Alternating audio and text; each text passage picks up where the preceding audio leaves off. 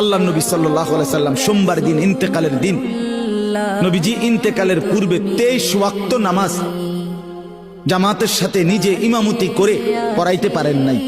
হযরত আবু বকর সিদ্দিক ইমামতি করছে নবীজির হায়াত থাকা।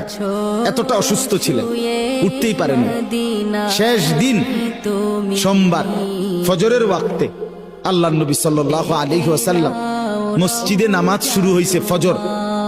নবীজি ওনার স্ত্রী আয়েশা রাদিয়াল্লাহু তাআলা আনহা ওনার পিঠে বুকে মাথা রেখেছিলেন। নবীজি বললেন, আয়েশা আমারে সোজা করে বসাও, আমার হুজরার পর্দা সরাও, আমি আমার সাহাবীদের ফজরের নামাজের দৃশ্য দেখব।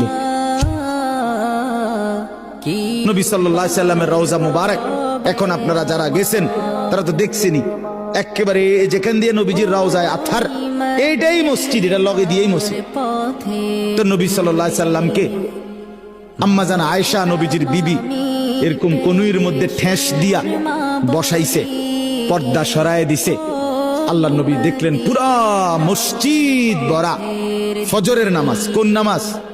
জোহরের পরে যেটা পড়ে ভোরে। কোন সময়? ভোরে। এই ফজরের নামাজের ওয়াক্তে আল্লাহ নবী সাল্লাল্লাহু আলাইহি সাল্লাম দেখলেন পুরা মসজিদ ভরা মুসল্লি আবু বকর সিদ্দিকের নেতৃত্বে নামাজ পড়ছে। সবাইকে ভরপুর দেখে খোদার কসম কিতাবে লিখছে নবী সাল্লাল্লাহু আলাইহি সাল্লাম চোখের পানি ফেলে দিছে, কানতে কানতে বলছে, আয়েশা আমার 23 বছরের মেহনত সার্থক। আয়েশা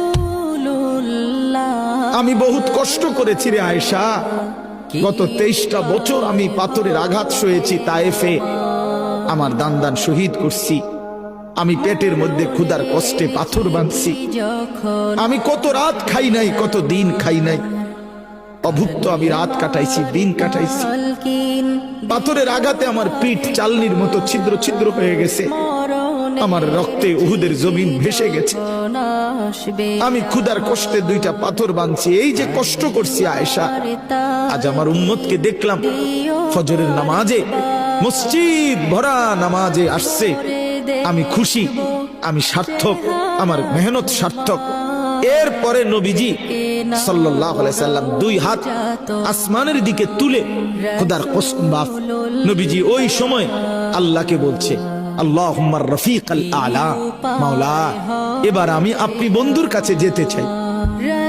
সেদিন সোমবার জোহরের আগে জাওয়ালের সময়, মানে সূর্য পশ্চিম দিকে যখন হেলতেছে এই সময় জোহরের আগে আল্লাহর নবী সাল্লাল্লাহু আলাইহি ওয়াসাল্লাম ইন্তেকাল করছে।